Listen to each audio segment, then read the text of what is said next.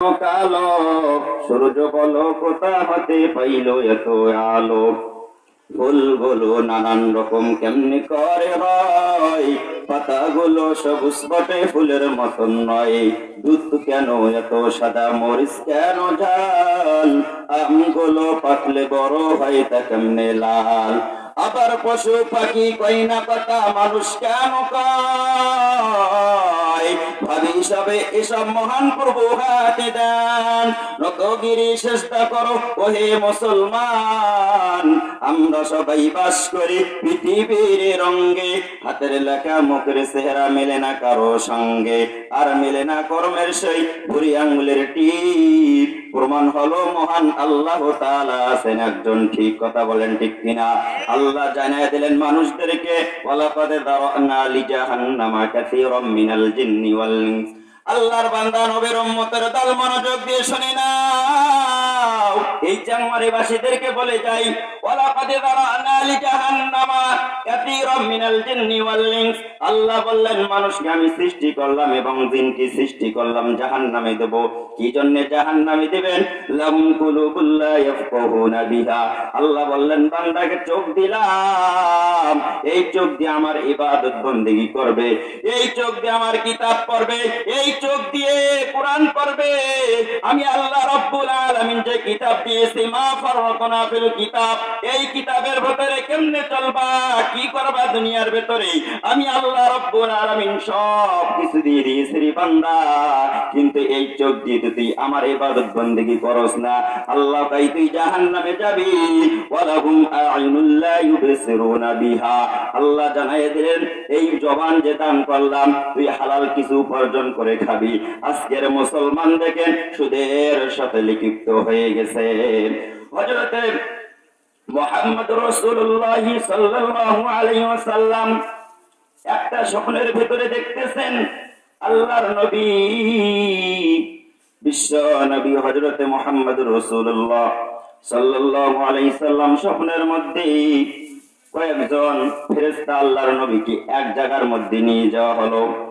আল্লাহর নবী দেখতে পেলেন ওই জায়গার মধ্যে বসে রেখেছেন।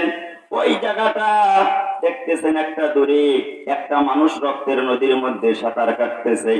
হঠাৎ করে ওই ফেরেশতাগুলো জিজ্ঞাসা করলেন, ইয়া রাসূলুল্লাহ, ইয়া হাবিবাল্লাহ, ওই মানুষটা দুনিয়াতে ছিল সুদখোর, ঘুষখোর, ওই কিয়ামত পর্যন্ত আল্লাহর ওই ব্যক্তি, নাফরমান ব্যক্তি ওই রক্তের নদীর মধ্যে সাঁতার কাটবে।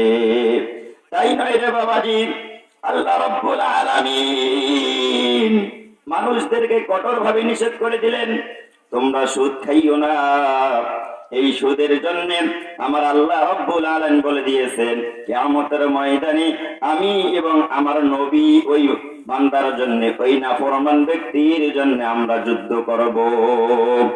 আল্লাহ রাব্বুল আলামিন একের পর এক বলে দিয়েছেন, ওয়ালাহুম আ'য়ুনুল লা ইউবসিরুনা বিহা ওয়ালাহুম আযানুল লা ইয়াসমাউনা বিহা। যে কান দিলাম রে বান্দা, এই কান দিয়ে আমার কোরআন শুনবি, এই কান দিয়ে আমার কোরআন পড়বি, এই কান দিলাম আমার ভালো ইবাদত বন্দেগী করবি। কিন্তু আজকের মুসলমান হক কথাগুলো এই কান দিয়ে শুনতে চায় না। আল্লাহ বললেন, ইদা জা নাসরুল্লাহি ওয়াল ফাত, একদিন এই পৃথিবীর মধ্যে এই কোরআনের আইন ইনশাআল্লাহ চালু হবে। কথা বলেন ঠিক কিনা? ওয়া আইতান নাস ইয়াদখুলুনা ফি দীনিল্লাহি আফওয়াজা, মানুষরা দেখতে থাকবে ইসলামের দিকে, মানুষগুলো ইসলাম গ্রহণ করতেছেন। ফাসাব্বিহ বিহামদি রাব্বিকা ওয়াস্তাগফির ইন্নাহু কানা তাওয়াবা, এবং তওবা করে ইসলাম ধর্মের প্রতি মানুষগুলো শুদ্ধ। কথা বলেন ঠিক কিনা? আমাদের যে নেত্রী ছিল কত মানুষকে আঘাত করে দিয়েছে। কথা বলেন ঠিক কিনা? ও আমি জননী তুমি হারনি, দাদার কাছে গেছো এটাই জানি, হারিয়ে গিয়েছো তুমি এটাই জানি। কথা বলেন ঠিক কিনা? ও আমি জননী তুমি হারনি, দাদার কাছে গেছো এটাই জানি।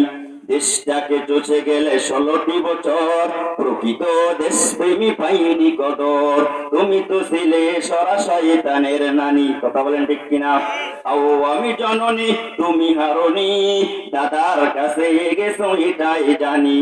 উন্নয়নের নামে মূলা ধরিয়ে 100 কোটি টাকা নিয়ে গেলে পালিয়ে, তুমি তো ছিলে সেরা সাতচন্নি, আও আমি জননী তুমি হারুনি, দাদার কাছে গেছো এটাই জানি, ও বসে গে হাসিনা তুমি হারুনি, দাদার কাছে গেছো এটাই জানি।